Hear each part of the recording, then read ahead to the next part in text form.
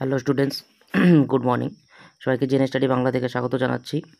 তো আজকে আমরা এএনএম জিএনএমের, তোমরা জানো যে পরীক্ষা খুব তাড়াতাড়ি, তোমাদের 14 তারিখ থেকে পরীক্ষা।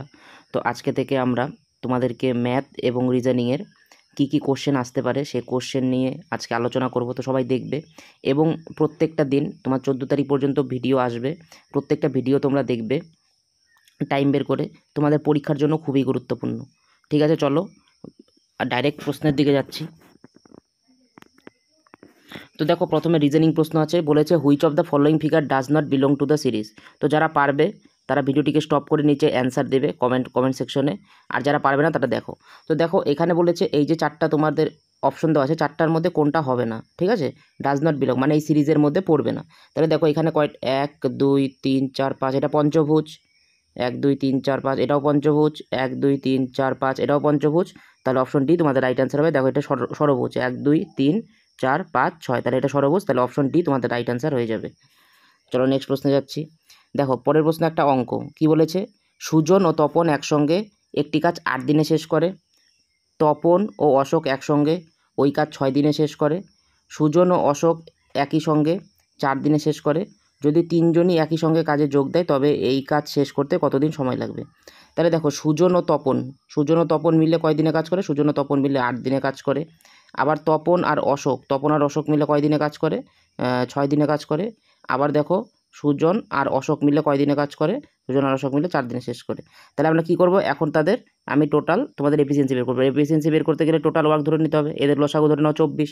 তাই এটা 3 ইউনিট, এটা হচ্ছে কত, এটা হচ্ছে তোমার 4 ইউনিট, এটা কত 6 ইউনিট। তাহলে দেখো 3 4 7 6 13। এবার দেখো এখানে কি হবে, এই একটা সুজন, এই একটা সুজন, এই একটা তপন, এই একটা তপন, এই একটা অশোক, এই একটা অশোক। তাহলে দেখো 3 জন। এবার এখানে একটা 2 হবে, এবার 2টাকে কি করো, এই পাশে নিয়ে যাও। তাহলে এদের লসাগু, এদের তোমার এফিসিয়েন্সি কত হবে, 3 4 7 6 13, টোটাল 13। আর এখানে একটা 2 থাকবে, এই 2টা আমি এই পাশে নিয়ে আসবো, 13/2। তাহলে এবার কি বলেছে, যে যদি তিনজনই একসঙ্গে কাজে যোগ দেয় তবে এই কাজ শেষ করতে কতদিন সময় লাগবে। তাহলে দেখো টোটাল ওয়ার্ক কত, 24। আর দেখো এদের এফিসিয়েন্সি কত, 13/2। তাহলে 24 গুণন 2/13, কারণ 24/13/2 উল্টে গেলে কি হবে, 2/13। তাহলে এখানে 24 দুগুণে কত হবে, 48, নিচে কত হবে, 13। তাহলে টোটাল সময় কত লাগবে, দেখো এখানে লিখে দিচ্ছি, 3 13 39, 9/13। তাহলে 3 সমস্ত 9/13 দিন তোমাদের সময় লাগবে। তাহলে রাইট অ্যান্সার হবে 3 সমস্ত 9/13। এই প্রশ্নটা কিন্তু খুবই ইম্পর্টেন্ট পরীক্ষার জন্য। চলো নেক্সট প্রশ্নে যাচ্ছি। দেখো আরেকটা রিজনিংয়ের প্রশ্ন, কি বলেছে, find the odd one out. দেখো এখানে 4টা ওয়ার্ড আছে, তার মধ্যে কোনটা অড, ঠিক আছে, কোনটা মিল নেই সেটা তোমাকে বের করতে বলেছে। দেখো অপশনগুলো কি আছে, বোট, বাস, ট্যাক্সি, রিক্সা। তো তোমরা এখানে দেখতে পাচ্ছ বাস, ট্যাক্সি, রিক্সা, এগুলো হচ্ছে সবই হচ্ছে স্থলযান। আর এই যে বোট, এটা হচ্ছে কি জলে চলে। তাহলে অপশন এ তোমাদের রাইট অ্যান্সার হবে, এটা হচ্ছে ওয়াট। আচ্ছা পরের প্রশ্ন দেখো কি বলেছে, একটা অঙ্ক, একটি সমকোণী ত্রিভুজাকৃতি বাগানের 3টি বাহু সংলগ্ন 3টি বর্গাকৃতি পার্ক আছে। যদি ত্রিভুজের লম্ব ভূমি সংলগ্ন পার্ক দুটির ক্ষেত্রফল যথাক্রমে 400 বর্গমিটার ও 225 বর্গমিটার হয়, তবে অতিভুজ সংলগ্ন পার্কটির ক্ষেত্রফল কত। ঠিক আছে, তাহলে দেখো এই অঙ্কটা কীভাবে করবে, খুব গুরুত্বপূর্ণ একটা অঙ্ক। সমকোণী ত্রিভুজাকৃতি, ঠিক আছে, তাহলে দেখো এইটা হচ্ছে সমকোণী ত্রিভুজাকৃতি, একটা আমি কি করলাম, একটা পার্ক আঁকলাম। এবার কি বলছে, দেখো ত্রিভুজাকৃতি বাগানের 3টি বাহু সংলগ্ন 3টি বর্গাকৃতি পার্ক আছে। তাহলে 3টি বাহু, তাহলে এই যে 3টি বাহু সংলগ্ন 3টি পার্ক, ধরো এই একটা পার্ক, ধরো এই একটা পার্ক আছে, আবার ধরো যে এই একটা পার্ক আছে। তাহলে এটা কী হয়ে গেল, এর বাহু সংলগ্ন 3টি বর্গাকৃতি পার্ক আঁকলাম। এবার বলছে যদি ত্রিভুজের লম্ব ভূমি সংলগ্ন পার্ক দুটির ক্ষেত্রফল যথাক্রমে 400 বর্গমিটার ও 225 বর্গমিটার হয়, তবে অতিভুজ সংলগ্ন পার্কটির ক্ষেত্রফল কত। এবার বলেছে যদি ত্রিভুজের লম্ব, তাহলে ত্রিভুজের লম্ব কোনটা, এটা, তাহলে এইটার পার্ক দুটির ক্ষেত্রফল বলেছে 400, এইটার বলেছে 400 বর্গমিটার। তাহলে পার্কের ক্ষেত্রফল যদি তোমার, দেখো বর্গক্ষেত্রের তোমার ক্ষেত্রফল যদি 400 বর্গমিটার হয়, তাহলে বাহু কত হবে, আমরা কি জানি এ স্কোয়ার হয়। তাহলে বাহু কত হবে, এ হবে, তাহলে এ হলে কত হবে, এটা 20 হবে।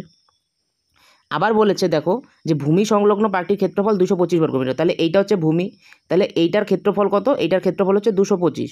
তাহলে এইটার ক্ষেত্রফল যদি 225 হয়, তাহলে বাহু কত হবে, 15, তাহলে 15 লিখলাম।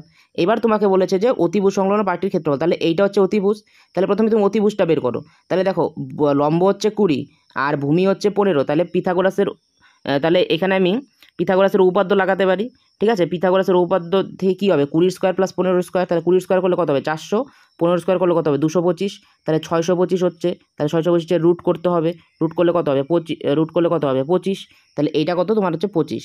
তাহলে এইটা যদি 25 হয়, তোমাকে বলেছে যে অতিভুজ সংলগ্ন পার্কটির ক্ষেত্রফল, তাহলে এইটা হচ্ছে অতিভুজ, তাহলে এইটার এই যে বাহুটা সংলগ্ন যে তোমার বর্গক্ষেত্র পার্কটা আছে বর্গাকার, তাহলে এইটার তোমার কি বলেছে ক্ষেত্রফল, তাহলে এইটার ক্ষেত্রফল কি হয় এ স্কোয়ার, তাহলে এ স্কোয়ার এখানে এ কত 25, তাহলে 25 স্কোয়ার কত হবে 625, তাহলে তোমার অ্যান্সার হবে কত 625। আশা করি সবাই বুঝতে পেরেছো। চলো নেক্সট প্রশ্নে যাচ্ছি।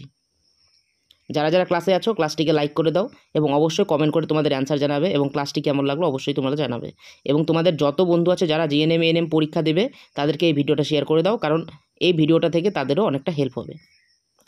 আচ্ছা, পরে দেখো একটা রিজনিংয়ের প্রশ্ন কি বলেছে, find the right option below where the two given words have the same relationship as.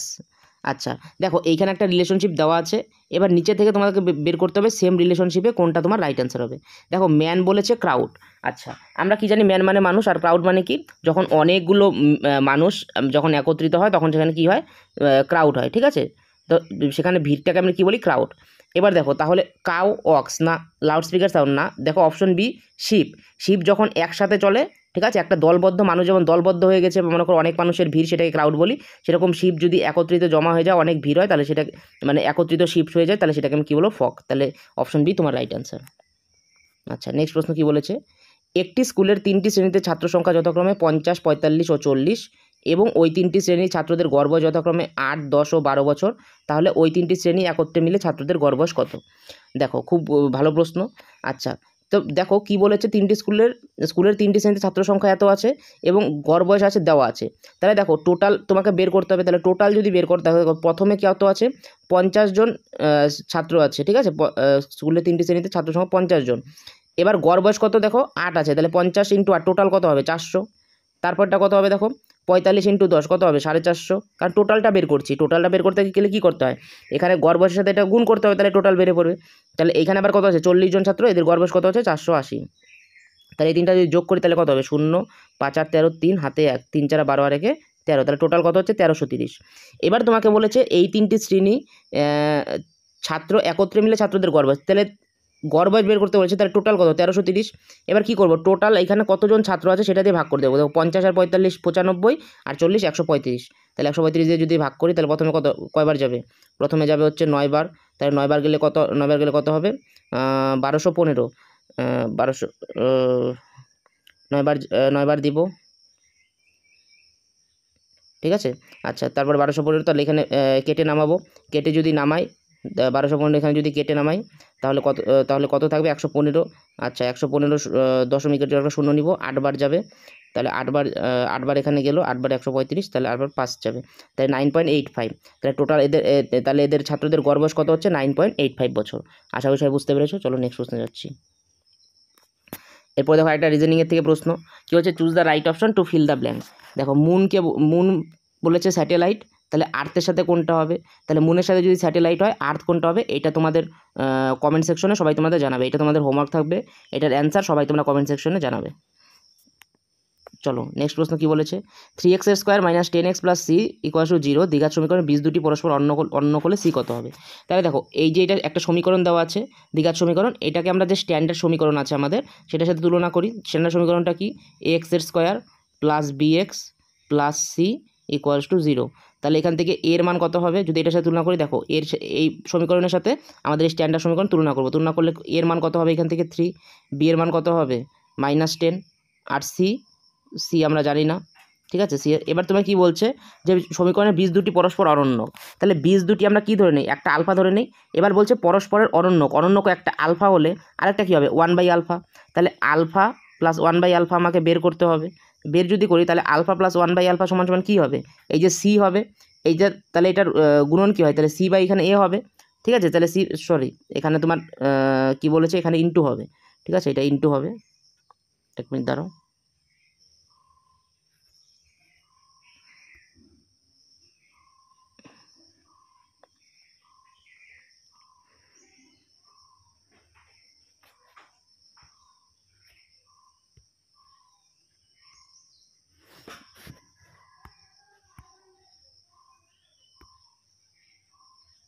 এক মিনিট দাঁড়াও।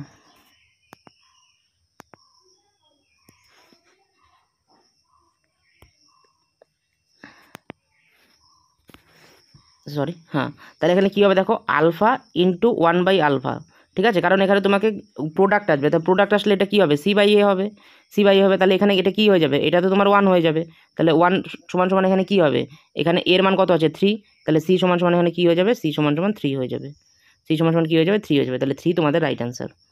চলো নেক্সট প্রশ্ন।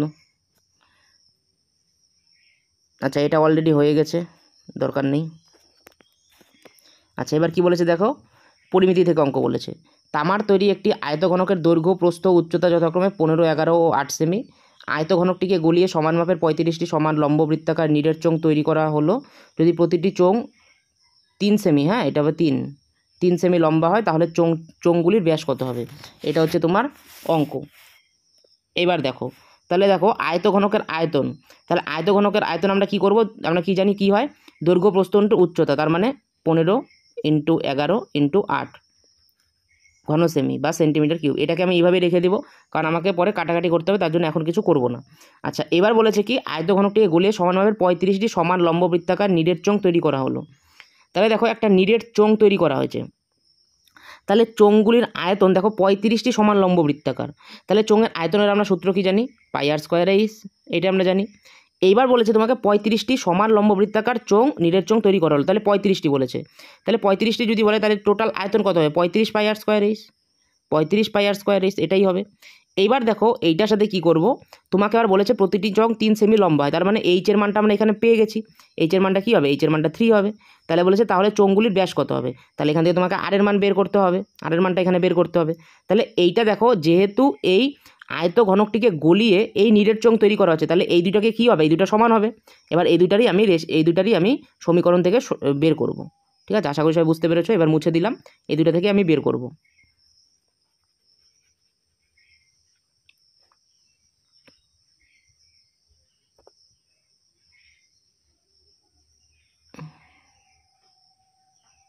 তো দেখো প্রথমে কি করব, 35, পায়ের মান কত 22/7, 8² থাকবে, এইচের মান কত 3, এটা কি করব, এবার 15 ইন্টু 11 ইন্টু 8, 15 ইন্টু 11 ইন্টু 8, তাহলে দেখো 35, 5 দিয়ে যদি কাটি 3 5 15, 5 7 35, 7 7 কাটা যাবে, 3 3 কাটা যাবে, 11 দিয়ে 2 বার, 2 দিয়ে যদি 8কে কাটি 4 বার, তাহলে এখানে 8² মান কত হবে, আর এর মান কত হবে +-4, কিন্তু আমরা কি জানি +-2, কিন্তু আমরা কি জানি যে এখানে -2 হবে না, তার মানে শুধুমাত্র 2, তার মানে শুধু +2, তার মানে শুধুমাত্র 2 নিব। তাহলে আর এর মান 2, তোমাকে বলেছে চোঙগুলির ব্যাস, তাহলে আর এর মান 2 হলে তাহলে ব্যাস বের করতে বলেছে, মানে ডায়ামিটার বের করতে বলেছে, তাহলে d = কি হয় 2r, তাহলে এখানে 4 দুগুণে কত হবে, সরি 2 দুগুণে কত হবে 4, 2 দুগুণে কত হবে 4, তাহলে 4 বসাবো, তাহলে 4 তোমার রাইট অ্যান্সার, 4 সেমি। চলো নেক্সট প্রশ্ন কি বলেছে, যদি আচ্ছা এখানে একটা থিটা হবে, cos θ + sec θ 2 হয়, তাহলে sin to the power 99 θ + cos to the power 99 θ কত হবে? তাহলে দেখো cos θ আর sec θ, তাহলে cos θ sec θটাকে আমরা কি লিখতে পারি 1/cos θ, 1/cos θ, এটার মান কত, এটার মান 2, তাহলে এখানে দেখো কি হবে cos স্কয়ার θ, cos স্কয়ার θ প্লাস 1 ইকুয়ালস টু কী হবে এখানে 2, তাহলে সমান সমান এখানে কী হবে cos স্কয়ার θ মাইনাস এটা কি, এখানে 2 cos θ চলে আসবে, এই cos θটা এখানে গুণ হয়ে যাবে, তাহলে -2 cos θ প্লাস 1 ইকুয়ালস টু কত হবে 0, তাহলে দেখো এটা cos স্কয়ার θ -2 cos θ প্লাস 1, তার মানে এটা কিসের সূত্র, a square minus 2ab plus b square, তাহলে এটা কিসের সূত্র, a minus b whole square, তাহলে এখানে কিসের সূত্র হবে cos θ -1 whole square equals to 0, তাহলে এখান থেকে cos θ কী হবে, cos θ হবে 1, তাহলে cos θ 1 হলে cos কত মান 1 হয়, তার মানে জানি থিটার মান কত হয় 0 ডিগ্রি, তাহলে 0 ডিগ্রি এখানে বসিয়ে দেবো, তাহলে আশা করি সবাই বুঝতে পেরেছো, থিটা হবে 0 ডিগ্রি। এবার এটা মুছে দিলাম, এবার তোমাদের এটা বসিয়ে দেবো, ঠিক আছে, তাহলে এটার মান আমি বসিয়ে দেবো, এবার মান বসিয়ে আমি মানটা বের করব।